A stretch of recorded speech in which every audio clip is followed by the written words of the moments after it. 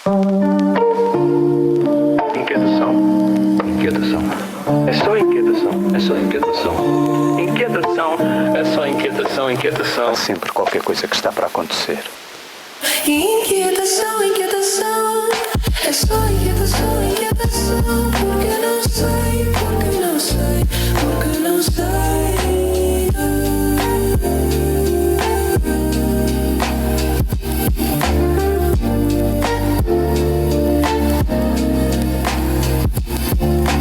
Princípio da Inquietação, o podcast para filosofar, porque não sei ainda.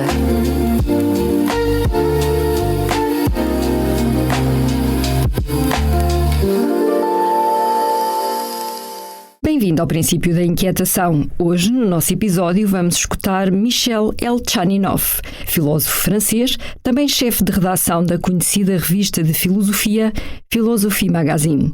Michel leu todos os discursos de Vladimir Putin e isso deu origem ao livro Na Cabeça de Putin, já publicado em português. Também tem estado atento aos discursos de Donald Trump. Nesta palestra, vai falar-nos dos diversos tipos de medo que resultam do contexto político e das lideranças transgressivas atuais. Vamos ouvi-lo sobre Trump e Putin, procurando responder à pergunta: como viver com medo? Princípio da Inquietação, o podcast para filosofar, porque não sei ainda. O Expresso tem uma nova subscrição que lhe dá acesso completo ao The New York Times, com atualidade, jogos, culinária e muito mais. E ainda aos conteúdos exclusivos da SIC Notícias, incluindo o Direto Vertical, a nova e inovadora emissão que se adapta ao seu smartphone. Subscreva em expresso.pt/digital. Expresso. Liberdade para pensar. Bonsoir. Merci beaucoup d'être encore là. D'autant que je tiens à vous présenter mes excuses. Je suis vraiment désolé. On a parlé depuis ce matin de beaucoup de formes de peur. C'était passionnant. On a fait un panorama de beaucoup de peurs. Et vous savez qu'il y a beaucoup de mots pour la peur. La terreur face au terrorisme. On parle d'allophobie, la peur de l'autre, qui est si présente aujourd'hui. On parle d'éco-anxiété, l'anxiété que provoque la crise climatique que nous sommes en train de vivre. On parle de panique morale par exemple, qui s'empare de certains esprits face au wokisme. Donc il y a beaucoup de mots pour la peur. Il y a beaucoup de peurs qui ont été évoquées aujourd'hui, notamment la peur fondamentale de la mort. Mais là où je suis vraiment désolé, c'est que je vais en ajouter encore une peur. J'espère que ce sera la dernière de la soirée. Mais je pense pas, il y en aura encore d'autres. C'est, comment l'appeler ? Peut-être la polémophobie, la peur de la guerre, ou plus largement une peur géopolitique. La peur géopolitique, c'est celle que nous avons quand nous écoutons les nouvelles, quand nous voyons ce qui se passe à Téhéran, à Gaza, en Ukraine. C'est ça la peur géopolitique, et en fait elle est très concrète. Vous savez, il y a 2 jours, je prenais l'avion pour aller à Lisbonne. Et dans la file d'attente, à côté de moi, il y avait 3 très jeunes filles qui allaient passer quelque temps ici. Et l'une a dit cette phrase, à un moment, elle plaisantait entre elles, elle rigolait, elle discutait.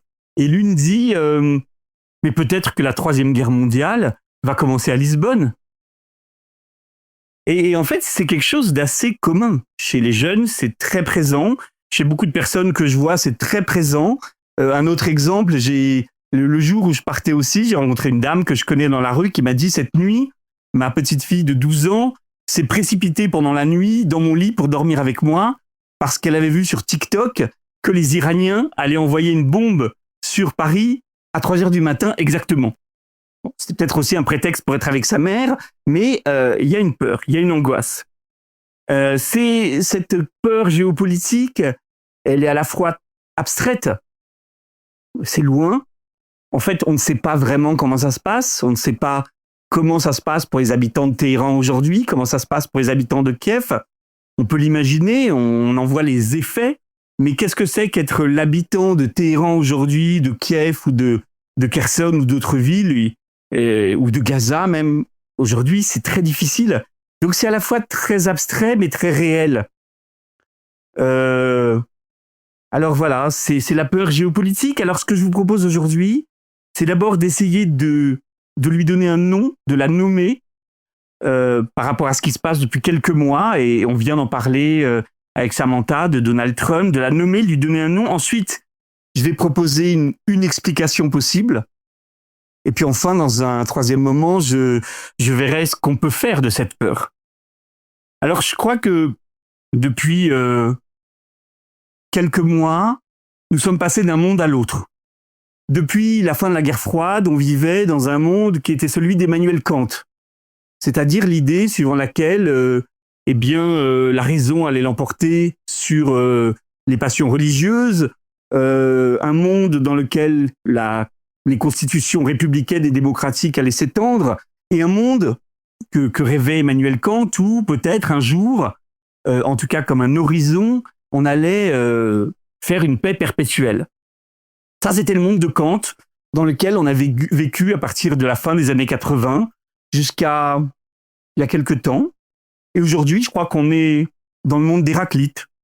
Héraclite, dont on parlait tout à l'heure, Héraclite qui dit que Polémos, la guerre, est le père de toutes choses, que tout se combat, qu'il n'y a pas de paix qui va s'installer définitivement dans le monde grâce à la démocratie, grâce à la rationalité. Non, on est dans un monde qui revient dans la guerre. Et c'est ça qu'il faut comprendre. Alors, le mot que je pense qu'il est important d'utiliser aujourd'hui pour comprendre ce qui nous arrive depuis quelques mois, c'est le mot sidération. Sidération. Quand vous avez entendu, sans doute comme moi, écouter le discours inaugural de Donald Trump en janvier, vous avez été peut-être sidéré. Moi, je l'ai été en tout cas. Il faut évidemment expulser tous les migrants, faire un état d'alerte à la frontière mexicaine. Il faut forer, drill baby drill. Il faut forer et oublier totalement l'écologie. Il faut arrêter d'intégrer les minorités. Il faut dire qu'un homme est un homme et une femme est une femme. Donc marginaliser totalement les LGBT. Il faut renommer le golfe du Mexique. Et puis, dans les jours qui entourent cette discours d'investiture, Trump a dit qu'il fallait sans doute annexer le Groenland, annexer le Canada, le canal du Panama. Et puis quelques jours plus tard, vous vous souvenez de ce jour de février où on a tous entendu Trump dire que Gaza devait être transformé en zone touristique pour des hôtels de luxe. Vous avez tous entendu le discours de J.D. Vance à Munich en février, dire que l'Europe était un continent qui ne respectait même plus ses valeurs, la liberté d'expression. Et tout ça, c'est sidérant, parce que c'est transgressif de tout ce qu'on était habitué à entendre de la part des États-Unis. Et puis, c'est une menace réelle, parce que la menace, elle est très claire. C'est l'abandon de l'Europe par les États-Unis, qui quand même nous protègent militairement. Et donc, c'est la possibilité de guerre nouvelle en Europe, et en tout cas de la continuation des anciennes. Parce que vous savez comme moi que Trump, qui avait promis de faire une paix en Ukraine très rapidement, s'est heurté à la résistance de Vladimir Poutine. Donc on est dans la sidération. C'est un mot intéressant, le mot sidération. C'est du latin sidus, sideris. La sidération, c'est être frappé par l'influence d'un astre. C'est une peur cosmique. C'est une peur un peu magique. Vous savez, on est frappé par l'influence d'un astre, comme si on était en train de faire de l'astrologie. Alors chez Trump, l'astre, c'est clairement, même s'il est un peu fâché avec Musk maintenant, c'est la planète Mars. C'est la planète Mars que Trump a promis de conquérir avant la fin de son mandat.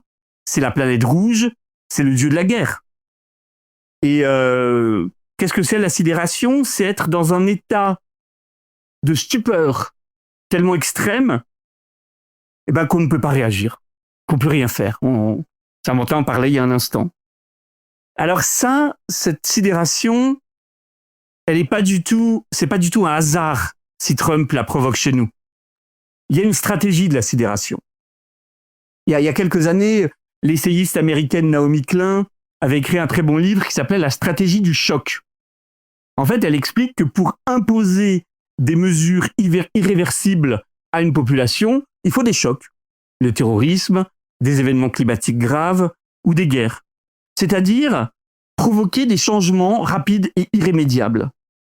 Nous rendre ahuris, donc totalement malléables.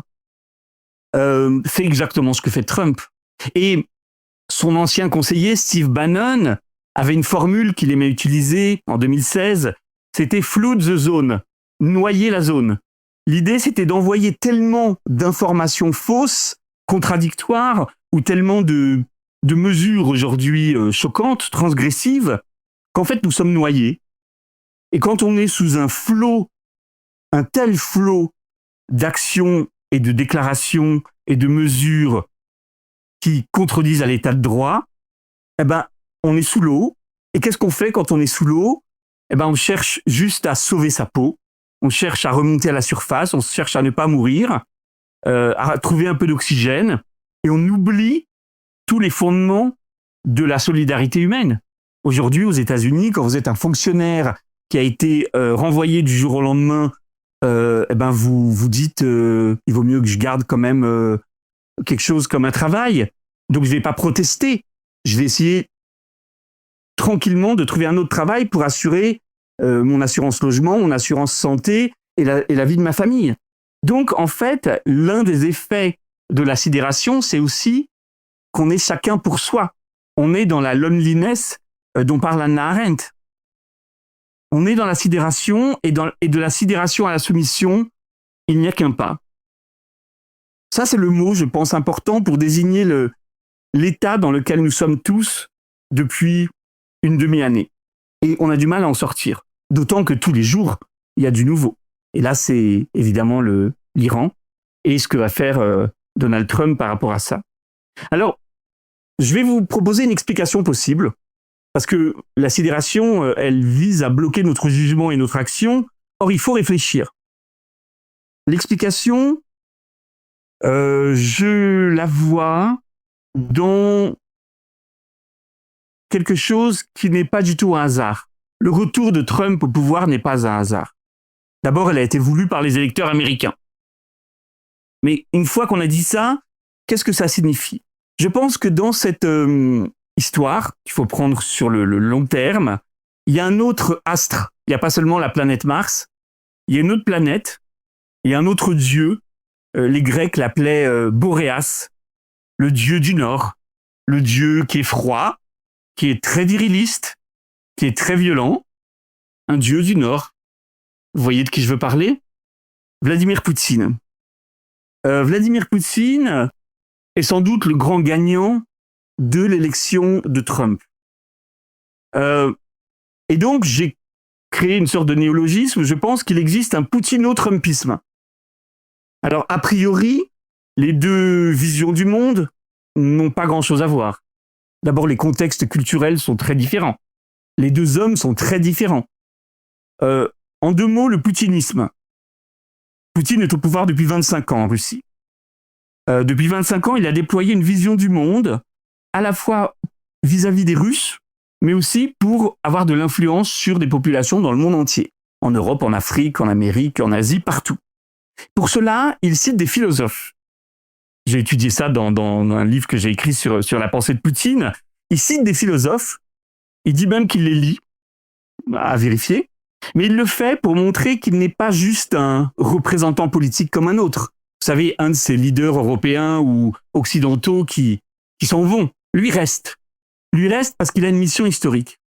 Alors cette vision du monde, on peut la résumer en 4 points. La première chose, c'est le soviétisme, la nostalgie de l'Union soviétique. Bon, Trump n'est pas du tout marxiste. Hein. Il aime bien accumuler de l'argent, il n'a rien contre le capitalisme. Mais en revanche, il a une nostalgie de l'URSS, de l'Union soviétique, parce que pour lui, c'était son pays. Il est né en 1952 à Leningrad, la capitale du Nord, la grande ville du Nord. Et pour lui, l'Union soviétique, c'est la grande puissance qui tenait tête aux États-Unis, qui soumettait une grande partie de l'Europe, qui influençait le monde entier et qui avait, suivant le discours de Poutine, sauvé l'Europe du nazisme. Et donc, vous savez, comme la Seconde Guerre mondiale, qu'on appelle en Russie la Grande Guerre patriotique, est sacralisée en Russie. En plus, Poutine appartenait au corps d'élite de cette nation, qui étaient les services secrets, le KGB devenu le FSB. Donc, soviétisme, premier pan de son idéologie, il y a toute une nostalgie du soviétisme en Russie actuellement. Il y a encore quelques jours, on a inauguré une statue de Staline dans le métro de Moscou. Donc, il y a un retour à une sorte de stalinisme culturel. Deuxième pilier du stalinisme, le conservatisme.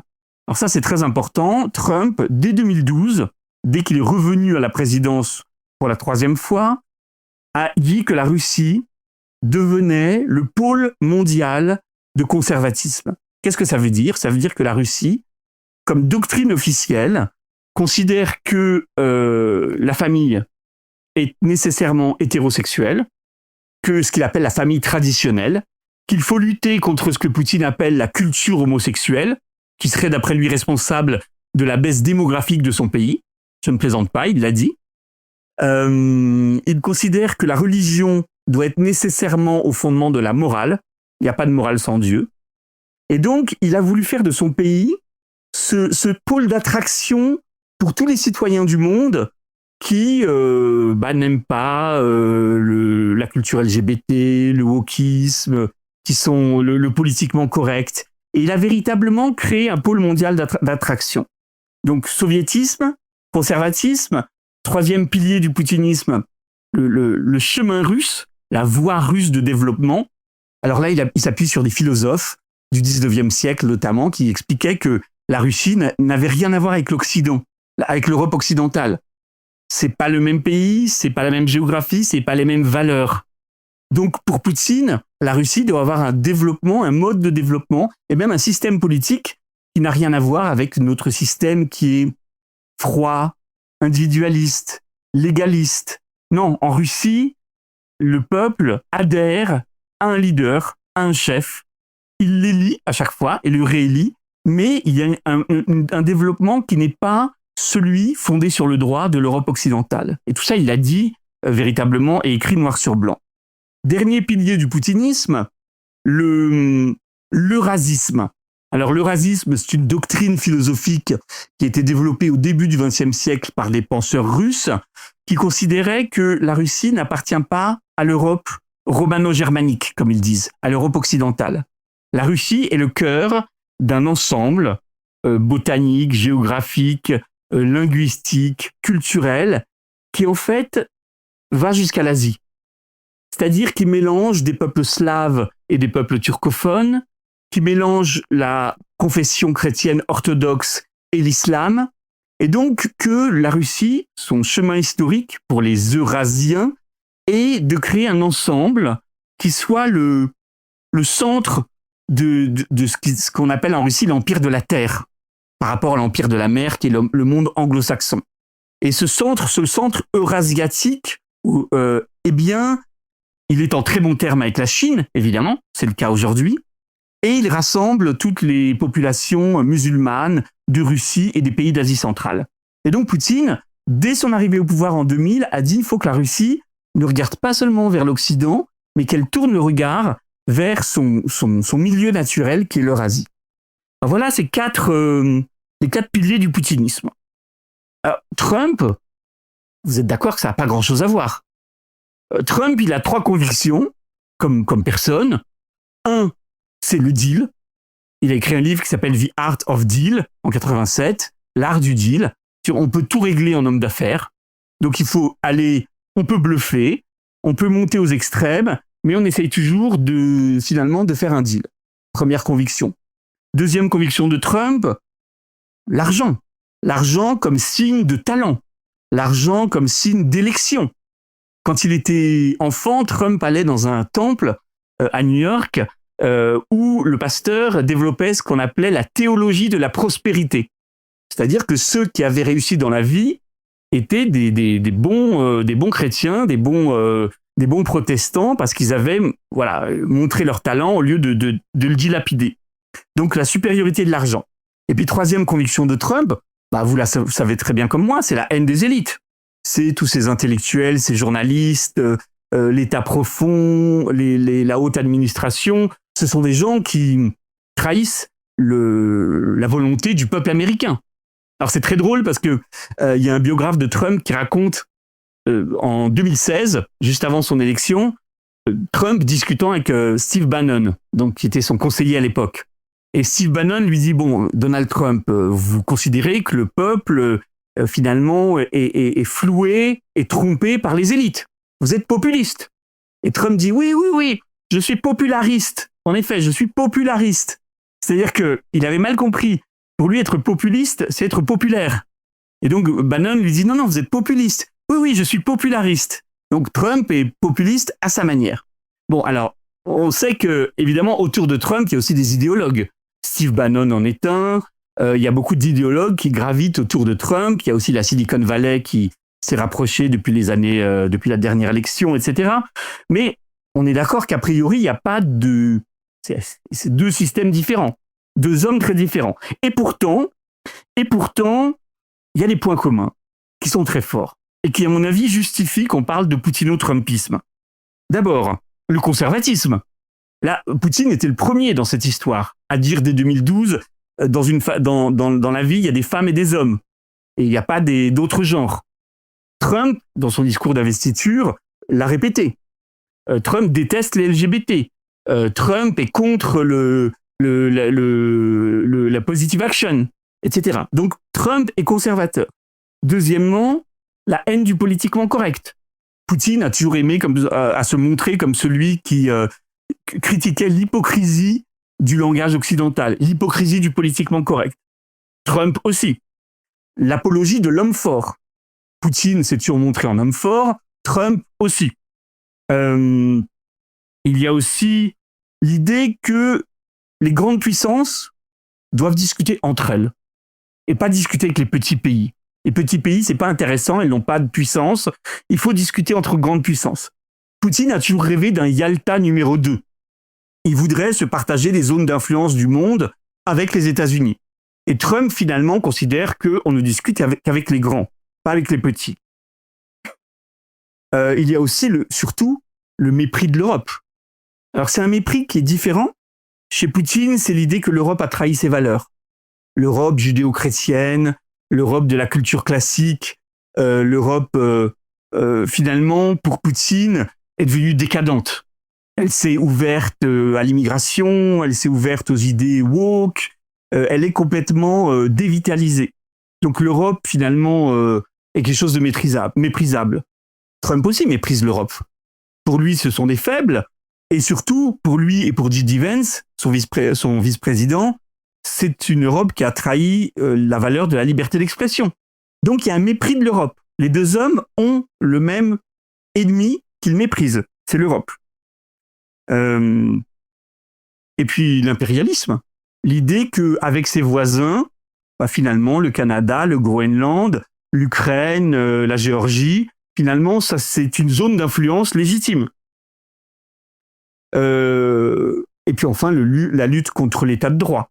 Que ce soit le droit international violé par Poutine ou le droit intérieur violé par Trump. Donc en fait, il y a des points communs et je crois que au fond, Poutine a créé Trump. Alors on sait qu'il y a des liens personnels qui existent entre les deux hommes. On sait que Poutine a été travaillé, comme on dit dans les services, par le KGB et le FSB. Il y a beaucoup de documentation là-dessus, des livres très sérieux d'ailleurs. Mais je crois que plus généralement, Trump, c'est la légende de Poutine. Vous savez, le mot légende, c'est un terme qu'on utilise beaucoup dans l'espionnage. On s'est fait une légende.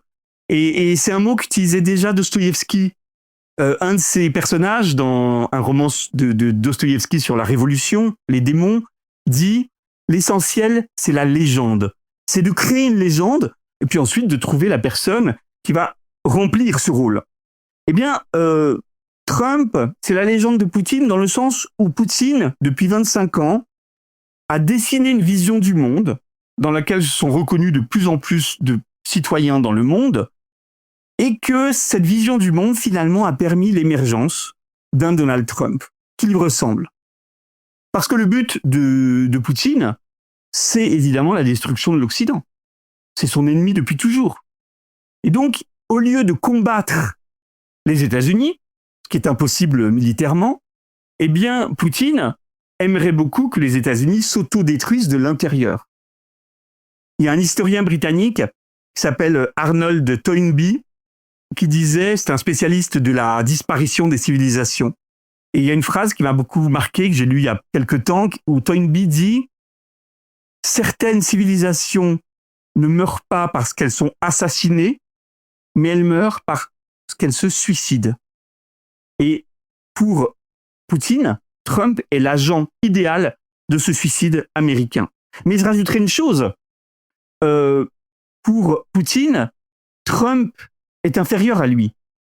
Poutine, dans cette vision du monde qu'il partage en grande partie avec Trump, a le privilège d'avoir commencé, ça fait 25 ans qu'il déploie cette vision du monde, a le privilège de la cohérence, a le privilège de vouloir terminer le travail, c'est-à-dire s'emparer de l'Ukraine et puis continuer à déstabiliser et à disloquer l'Europe et à provoquer l'autodestruction de l'Occident.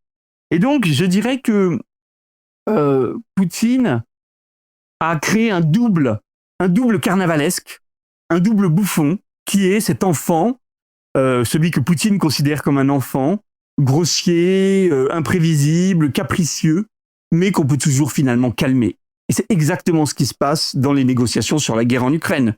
Trump peut s'emporter en disant « je vais finir par mettre des sanctions, je vais finir par me fâcher avec Poutine », mais il ne le fait jamais. Dans les années, lors du premier mandat de Trump, il y avait une expression qui courait beaucoup dans la presse américaine, c'était en disant que à la Maison-Blanche, heureusement, il est resté la haute administration qui n'obéissait pas aux ordres de Trump. On disait qu'il y avait des adultes dans la pièce, adults in the room. Aujourd'hui, en 2025, l'adulte dans la pièce mondiale, c'est Poutine, avec Xi Jinping. Donc, on est dans un moment assez complexe où Trump est devenu le double carnavalesque de Poutine.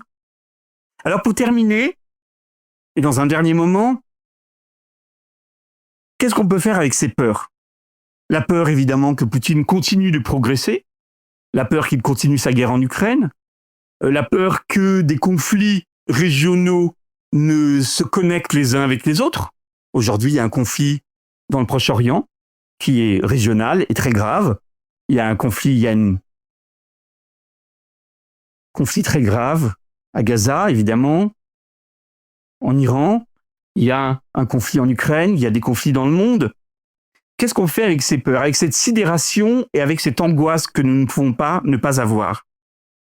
Alors,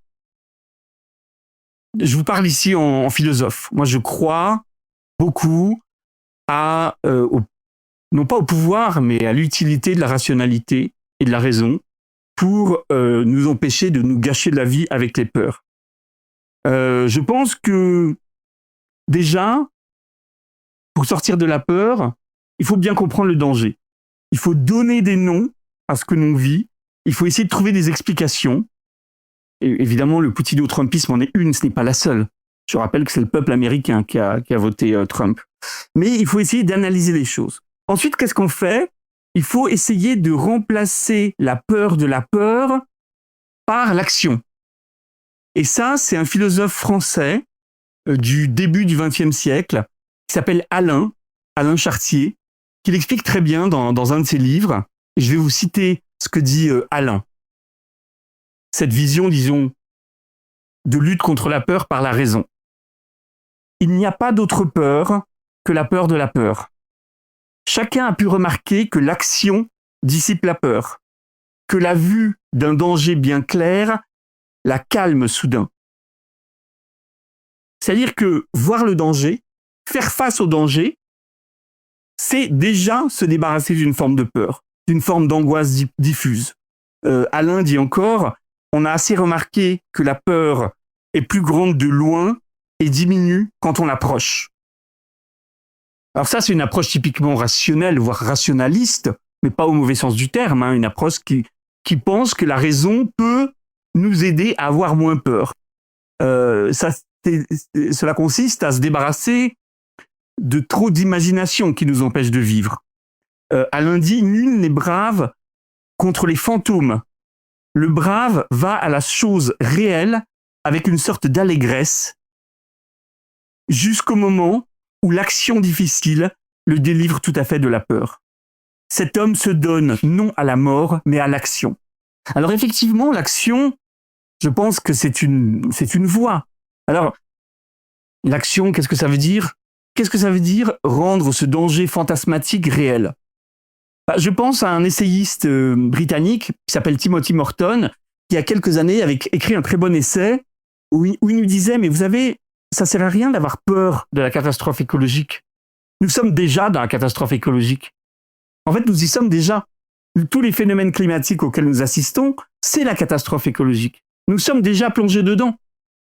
Alors, nous luttons contre elle, nous nous adaptons, nous faisons ce que nous pouvons, mais cette idée que, finalement, la catastrophe écologique, ce n'est pas une sorte d'apocalypse qui viendra un jour, mais c'est déjà notre réalité, ça permet de se débarrasser de peurs inutiles et de lutter contre elle. D'essayer de lutter contre elle.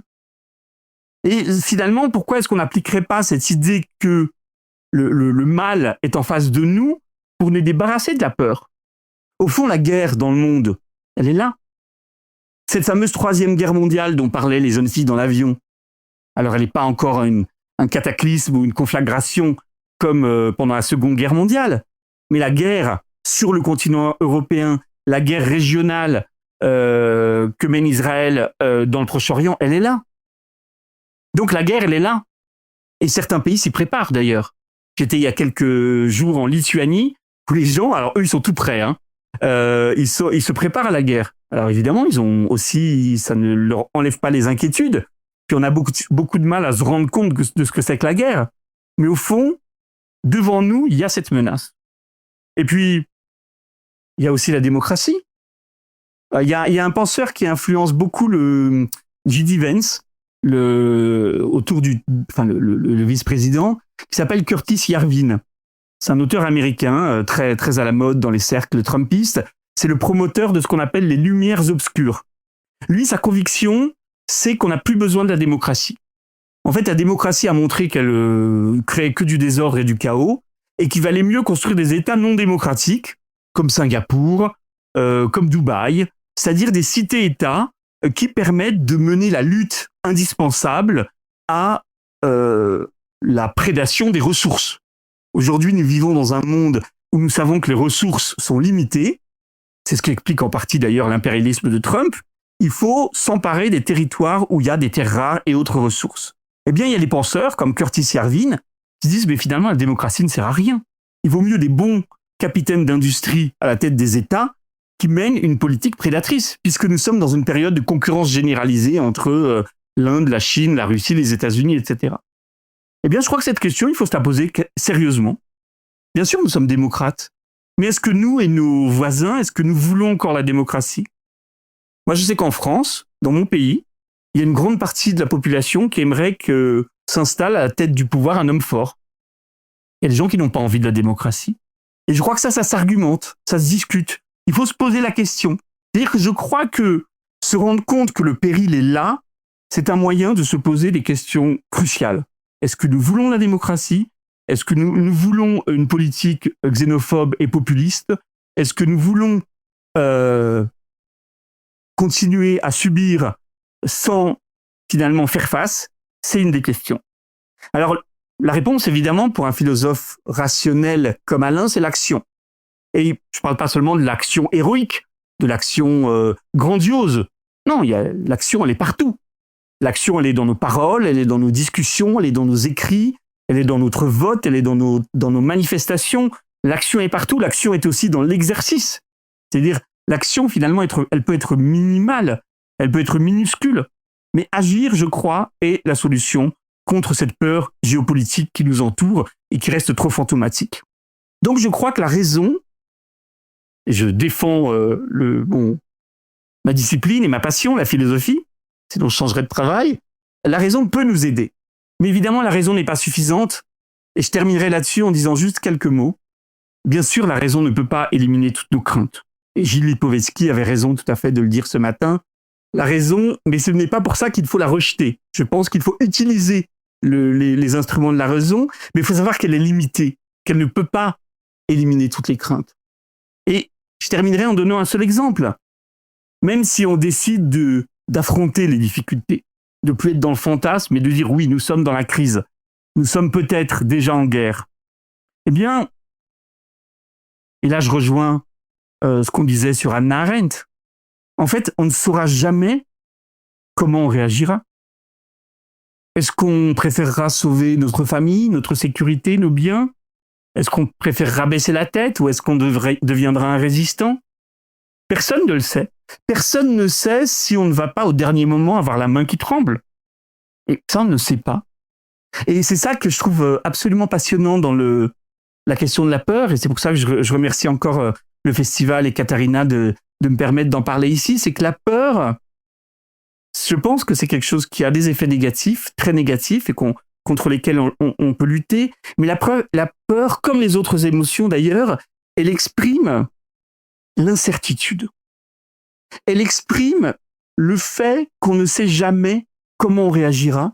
Donc elle exprime un concept que j'aime beaucoup, que je trouve fondamental, qui est le concept de contingence.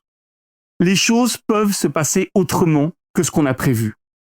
Ça dépend de nous, mais ça dépend pas seulement de notre rationalité ou de notre action, ça dépend aussi de nos émotions et ça dépend aussi de notre peur. Donc au fond, ce que la peur nous dit, c'est qu'on ne sait jamais comment ça se passera. Que le monde, comme d'ailleurs le soulignait énormément Hannah Arendt, est imprévisible.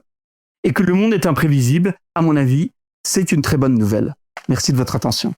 Este episódio do Princípio da Inquietação foi gravado no Espanto Festival Internacional de Filosofia e editado pela Uncommon Waves. A identidade sonora é uma interpretação do músico e produtor Pedro Luís da obra Inquietação, da autoria de José Mário Branco, inspirada na versão interpretada pelo grupo A Naifa. A capa é de Tiago Pereira Santos, com fotografia do Espanto. A coordenação está a cargo de Joana Beleza e a direção é de João Vieira Pereira. Pode ouvir o Princípio da Inquietação em expresso.pt, na SIC e na SIC Notícias ou na sua plataforma de podcast. Voltamos na próxima semana.